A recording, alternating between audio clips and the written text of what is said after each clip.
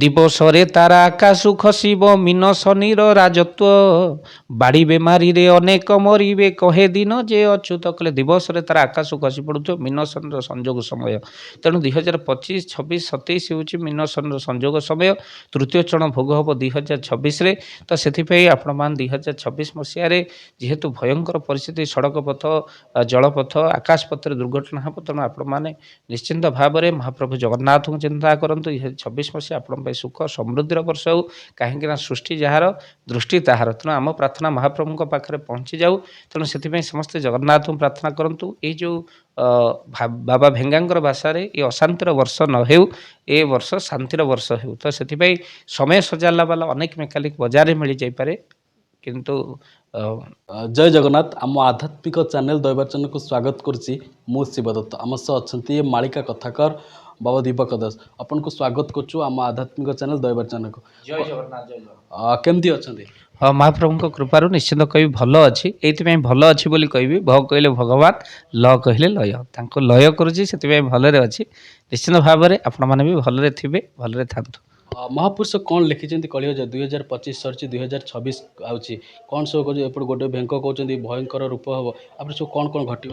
ମହାପୁରୁଷଙ୍କର ବାକ୍ୟ କେବେ ବି ଅସତ୍ୟ ହୋଇନି, ସତ୍ୟ। କାହିଁକିନା ଯେତେବେଳେ ବାବା ଭେଙ୍ଗାଙ୍କ କଥା ଆପଣ କହିଲେ ଯେ କି ୟୁରୋପରେ ଜନ୍ମିତ ଅବସ୍ଥାରେ ତାଙ୍କର ଆଖି ନଥିଲା, କିନ୍ତୁ ଦିବ୍ୟ ଦୃଷ୍ଟି ତାଙ୍କୁ ମହାପ୍ରଭୁ ଦେଇଥିଲେ। ଆଉ ସେ ଯାହା ଭବିଷ୍ୟତବାଣୀ କରିଛନ୍ତି ସତ୍ୟ ହୋଇ ଚାଲିଛି। ସେ କହିଛନ୍ତି ଯେ 25 ଆଉ 26 ହେଉଛି ଅଶାନ୍ତିର ବର୍ଷ। ଏଇଥିପାଇଁ ଅଶାନ୍ତିର ବର୍ଷ ଅଚାନ ମାଳିକା ଯଦି ଦେଖିବା, ମହାପୁରୁଷ ଲେଖିଥିଲେ ଦିବସରେ ତାରା ଆକାଶକୁ ଖସିବ ମୀନ ଶନିର ରାଜତ୍ୱ ବାଡ଼ି ବେମାରୀରେ ଅନେକ ମରିବେ କହେ ଦିନ ଅଚ୍ୟୁତ। ମହାପୁରୁଷ ଲେଖିଛନ୍ତି ଯେଉଁ କଥାକୁ 2025 ମୀନ ଶନିର ସଂଯୋଗ ସମୟ, ଏହା କେ ପର୍ଯ୍ୟନ୍ତ ଚାଲିବ? 2027। ଏବେ ଶନିଙ୍କର ଦ୍ୱିତୀୟ ଚରଣ ଭୋଗ ଚାଲୁଛି, କିନ୍ତୁ 2026ରେ ତୃତୀୟ ଚରଣ ଆରମ୍ଭ ହୋଇଯିବ। ତେଣୁ ନିଶ୍ଚିନ୍ତ ସଡ଼କ ପଥରେ ଦୁର୍ଘଟଣା, ଆକାଶ ପଥରେ ଦୁର୍ଘଟଣା, ଜଳପଥରେ ଦୁର୍ଘଟଣା 2026 ମସିହାରେ ନେତ୍ର ନିହାତି ଭାବରେ ଦେଖିବ। ରାତି ପାଇଲେ ଆପଣ ଖବର ଶୁଣିବେ କେବଳ ଦୁର୍ଘଟଣା ଦୁର୍ଘଟଣା। ଏଇଭଳି ଘଟଣା ସବୁ ଘଟେ। କେବଳ ସେତିକି ନୁହେଁ, ବଡ଼ ବଡ଼ କୋଠା ଘର ପୋଡ଼ି ଜାଳି ହେବ, କିନାର ଖାର ଲ ଯାଇ ପୋଲ ତୁଇ ଦେଖିବେନି। ଶନିଙ୍କର ପ୍ରଭାବରେ ଆପଣଙ୍କର କ'ଣ ହୁଏ ନା, ଦେଶରେ ବିପତ୍ତି ପଡ଼ିବ। ଆଉ ଯାହାର ଫଳସ୍ୱରୂପ ବଡ଼ ବଡ଼ କୋଠା ଘର ଗୁଡ଼ାକ ଜଳି ପାଉଁଶ ହେବ, ମଲ୍ ପଡ଼ିବ, ଆପଣଙ୍କର କଳକାରଖାନା ପୋଡ଼ି ଯାଉଥିବା ଆପଣ ଲେଖିକି ରଖନ୍ତୁ। ନିଶ୍ଚିନ୍ତ ଭାବରେ ଘଟଣା 2026 ମସିହାରେ ହେବ। 25 ବର୍ଷ ତ ଆପଣ ଦେଖିଲେ ଅଶାନ୍ତିର ବର୍ଷ। ଏଇଥିପାଇଁ ଦିଲ୍ଲୀର ବମ୍ ବ୍ଲାଷ୍ଟ ହେଲା, ତୀର୍ଥରେ ମରିବେ ଅନେକ ଲୋକ, ଅନେକ ମରିବେ ପେଟର ଭୋକେ। ଅନେକ ତୀର୍ଥରେ ମଲାବେଳେ ପେଟର ଭୋକରେ ଅନେକ ଲୋକ ମରିବେ ବୋଲି କହୁଛନ୍ତି। 2026 ମସିହା ଯେହେତୁ ମୀନ ଶନିର ସଂଯୋଗ ସମୟ, ଆଉ ତୃତୀୟ ଚରଣ ଶନିଙ୍କର ଚାଲିଛି, ତ ନିଶ୍ଚିତ ଭାବରେ ଅନେକ ତୀର୍ଥଯାତ୍ରା କଲାବେଳେ ଲୋକମାନେ ମରିବେ। ପୁନଶ୍ଚ ମଧ୍ୟ ମହାପୁରୁଷ ପ୍ରଥମେ ମରିବେ ଧିନାକୁ ଧିନ, ତାପରେ ମରିବେ ଉପାସେ ସିନା, ଅର୍ଥାତ୍ ଧିନାକୁ ଧିନା କହିଲେ କଳାକାର। ଅନେକ କଳାକାର ମଧ୍ୟ ଆପଣଙ୍କର 2026 ମସିହାରେ ଚାଲିଯିବେ। ଯେମିତି 2025 ଆମର ମହାନ ଗାୟକ ଇମାନ ସାଗର ହୁଅନ୍ତୁ, କଳାକାର ଭିତରେ ଅନନ୍ୟ କଳାକାର ମାନେ ବୟୋଜ୍ୟେଷ୍ଠ କଳାକାରମାନଙ୍କୁ 2025ରେ ଆମେମାନେ ହରାଇଲେ, ସେଭଳି ଭାବରେ 2026 ମଧ୍ୟ ଅନେକ କଳାକାରମାନଙ୍କର ମଧ୍ୟ ମୃତ୍ୟୁ ଘଟିବ। ରାଜନୀତି ସ୍ତରରେ ମଧ୍ୟ ଅଦଳ ବଦଳ ହେବ। କୌଣସି ଆଞ୍ଚଳିକ ଦଳ ଗୋଟିଏ ମଧ୍ୟ ଗଠନ କରାଯିବ, ଯିଏକି ସତ୍ତାକୁ ଆସିବ। ତା ସହିତ ମଧ୍ୟ ଅନେକ ମଧ୍ୟ ଦଳ ଅଦଳ ବଦଳ ରହିଛି, ଯେଉଁଭଳି ଭାବରେ ଅସ୍ଥିରତା ମଧ୍ୟ କୁହାଯାଉଛି। ରାଜନୈତିକ ସ୍ତରରେ ଅସ୍ଥିରତା ରହିବ। ଆଉ ପ୍ରକୃତରେ ଆମେମାନେ ଯେପର୍ଯ୍ୟନ୍ତ ଯିଏକି ଯେଉଁ ସତ୍ତାକୁ ଯିଏ ଆସୁ, ଯଦି ଲୋକଙ୍କର କଥା ନ ବୁଝିଲା, ଖାଲି ଲୋକ ସରକାର ହେଲେ ହେବନି। ଗୋ ହତ୍ୟା ରୋକାଯିବ, ମଦ ଦୋକାନ ସଂସାର ପୋଛାଯିବ, ଏଇ ଭରସା କରି ବିଜେପିକୁ ସମସ୍ତେ ଭୋଟ ଦେଇଥିଲେ। ଯଦି ମଦ ଦୋକାନ ଛତୁ ପଡ଼ିଲା ଭଳି ହେବ, ପୁଣି ଥରେ ଲୋକମାନେ ହଇରାଣ ହେବେ, ମଦ ପିଇ ଲୋକମାନେ ମରିବେ, ଗୋ ହତ୍ୟା ଚାଲିବ, ଲୋକମାନେ ପୁଣି ସରକାରଙ୍କୁ ନିଜର ପଦରୁ ହଟେଇବେ। ତେଣୁ ସମୟ ଆସିବ ମଧ୍ୟ ସେଭଳି ଭାବର ସ୍ଥିତି ମଧ୍ୟ ରହିଛି। ଯଦି ଲୋକଙ୍କ ସରକାର ଲୋକଙ୍କ କଥା ନ ବୁଝେ, ତ ନିଶ୍ଚିତ ଭାବରେ ମଧ୍ୟ ପଦପଦବୀର ମର୍ଯ୍ୟାଦା ହାନି ହେବ। ଲୋକମାନେ ଯେଉଁ ଭରସାରେ ଦେଇଥିଲେ, ଯଦି ପୁଣି ସେଇ ଗୋ ହତ୍ୟା ହେବ, ପୂର୍ବ ସରକାର ଭଳି ଲୋକ ଯଦି ଅଶାନ୍ତିରେ ପୁଣି ମଧ୍ୟ ବାତାବରଣରେ ମଦ୍ୟପାନ କରି ଲୋକମାନେ ମରିବେ, ମଦ ଦୋକାନ ଛତୁ ଫୁଟିଲା ଭଳି ହେବ। ତେଣୁ ନିଶ୍ଚିନ୍ତ ଭାବରେ ଲୋକମାନେ ଆସ୍ଥା ହରାଇଛନ୍ତି, ହରାଇବେ ମଧ୍ୟ। ପୂର୍ବରୁ ହରାଇଥିଲେ, ତେଣୁ ଏ ସରକାରଙ୍କୁ ଆଣିଲେ, ଏ ସରକାର ମଧ୍ୟ ଯଦି ଆସ୍ଥା ବିଶ୍ୱାସ ସହିତ ଖେଳିବ, ପୁଣି ମଧ୍ୟ ଲୋକମାନେ ଗାଦିଚ୍ୟୁତ କରିବେ। ତେଣୁ ଏ କଥା ମଧ୍ୟ ମହାପୁରୁଷ ଲେଖିଛନ୍ତି। ରାଜନୀତିର ଅସ୍ଥିର କଥା ମଧ୍ୟ 2026 ମସିହାରେ ଅନେକ ଅସ୍ଥିରତା ମଧ୍ୟ ଦେଖାଯିବ। ବିଦେଶରେ ମଧ୍ୟ ସୁନାମିର କଥା ରହିଛି, ଜଳ ପ୍ରଳୟର କଥା ରହିଛି, 6ଟି ଜିଲ୍ଲା ଜଳାର୍ଣ୍ଣବର କଥା ମଧ୍ୟ ରହିଛି। 2026ର କଥା 6ଟି ଜିଲ୍ଲାର ଜଳାର୍ଣ୍ଣବ କଥା ମଧ୍ୟ ମହାପୁରୁଷ ଲେଖିଛନ୍ତି।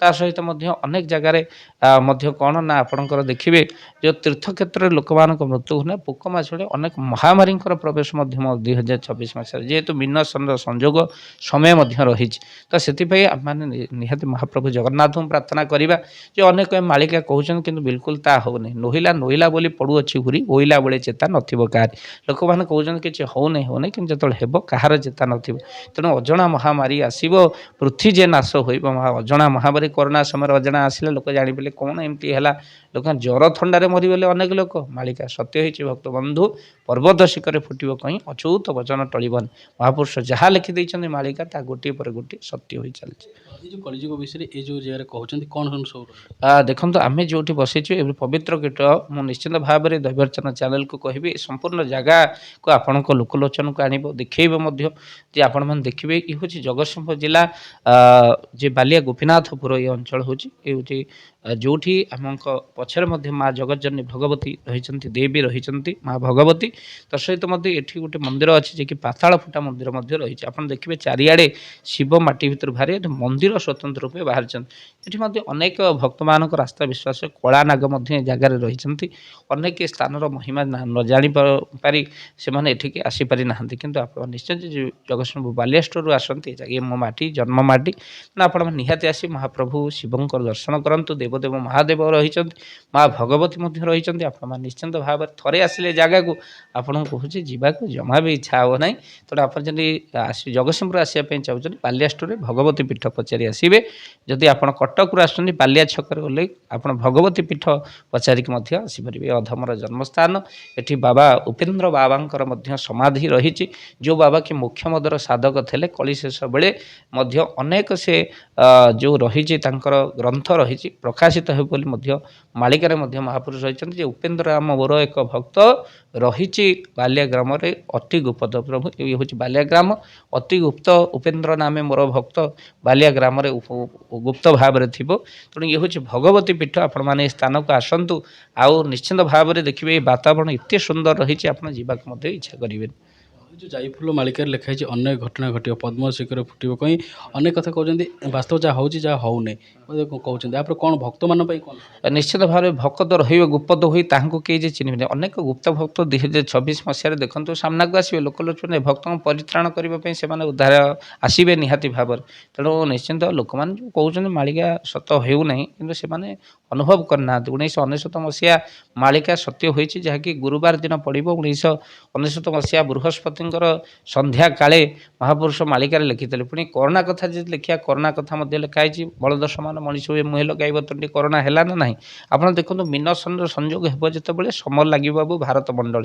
ଏ ମିନସନ୍ର ସଂଯୋଗରେ ପହଲଗ୍ରାମରେ ଆତଙ୍କବାଦୀମାନଙ୍କର ଆକ୍ରମଣରେ ନରସଂହାର ଘଟିଲେ ତାପରେ ପାକିସ୍ତାନ ଯୁଦ୍ଧ ପରିସ୍ଥିତି ଉପଜିଲା ଆପଣଙ୍କର ଟ୍ରମ୍ପଙ୍କର ମଧ୍ୟସ୍ଥି ପରେ ଯୁଦ୍ଧ ପରିସ୍ଥିତି ତାହା ବିରାମ ନେଇଛି ପୁଣି କେଉଁ ସମୟ ଭିତରେ ଯୁଦ୍ଧ ହେବ ତାହା ଠିକ୍ ନାହିଁ କାହିଁକିନା ମହାପୁରୁଷ ଲାଗି ଭୟଙ୍କର ଯୁଦ୍ଧ ହେବ ଦେଶ ଦେଶ ମଧ୍ୟ ଗୋଳ ହୋଇବ ଯେଉଁ ଭଳି ଭାବରେ ହିନ୍ଦୁ ଉପରେ ଆକ୍ରମଣ କରୁଛନ୍ତି ବାଂଲାଦେଶ ଦେଶୀମାନେ ସେମାନଙ୍କୁ ନିଶ୍ଚିନ୍ତ ନରସଂହାର ସେମାନଙ୍କର ଘଟିବ ନିଶ୍ଚିନ୍ତ ସାଧୁମାନେ ଆସିବେ ନାଗା ସାଧୁ ଯେଉଁମାନେ ପ୍ରୟାଗରେ ଆପଣମାନେ ଦେଖିଥିବେ ସେଇ ସାଧୁମାନେ ଆସିବେ ହସ୍ତରେ ଖରପର ଧରିକି ସବୁ ଆସିବେ ସବୁ ଦୁଷ୍ଟମାନଙ୍କୁ ଦଳନ କରିବେ ଯେଉଁମାନେ ଅଛନ୍ତି ଆତଙ୍କୀ ସେମାନଙ୍କୁ ମଧ୍ୟ ବିନାଶ କରିବେ ତେଣୁ ସେମାନଙ୍କର ଆସିବାର ସମୟ ହୋଇଗଲାଣି ତେଣୁ ନିଶ୍ଚିନ୍ତ ଭାବରେ ସେମାନେ ମଧ୍ୟ ଆସିବେ ଆଗକୁ ମଧ୍ୟ ସେ ଘଟଣା ସବୁ ଘଟିବ ଆଉ ପୁଣି ମୋ ମହାପୁରୁଷ ମଧ୍ୟ ଲେଖିଛନ୍ତି ଯେତେବେଳେ କଳିଯୁଗର ହୋଇଯିବ ଅନ୍ତ ପାଷାଣ ମୂର୍ତ୍ତି ସବୁ ହୋଇବ ଜୀବନ୍ତ ଏସବୁ ଯେତେ ପାଷାଣ ମୂର୍ତ୍ତି ଅଛି ସବୁ ଜୀବନ୍ତ ହୋଇଯିବ ସମୟ ଆସିବ ଆପଣମାନେ ମଧ୍ୟ ଅନୁଭବ କରିବେ ମାଳିକାକୁ ଯେଉଁମାନେ ମିଥ୍ୟା ବୋଲି କହୁଛନ୍ତି ସେମାନେ ଆଖି ସାମ୍ନାରେ ଦେଖିବେ କଳିଯୁଗର ଶେଷ ସମୟ ଆପଣମାନେ ଦେଖନ୍ତୁ ଲୋକ ହୋଇବେ ଖଳବଳ ନାସିବ ଭୁବନ ମଣ୍ଡଳ ତେଣୁ ହୋଇବେ ଅଳ୍ପାୟୁଷ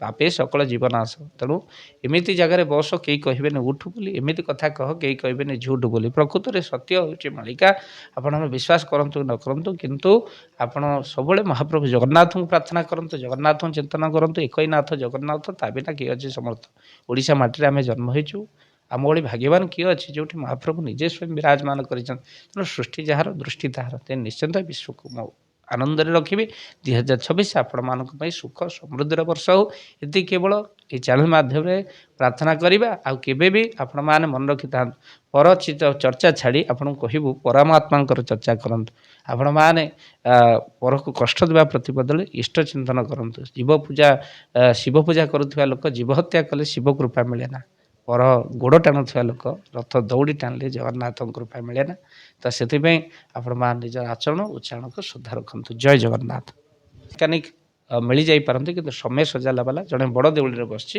ତ ଆମେମାନେ ତାଙ୍କୁ ପ୍ରାର୍ଥନା କରିବା ଜଗନ୍ନାଥ ଏ ସମୟକୁ ସଜାଡ଼ି ଦିଅନ୍ତୁ, ସମସ୍ତେ ସୁଖରେ ରୁହନ୍ତୁ।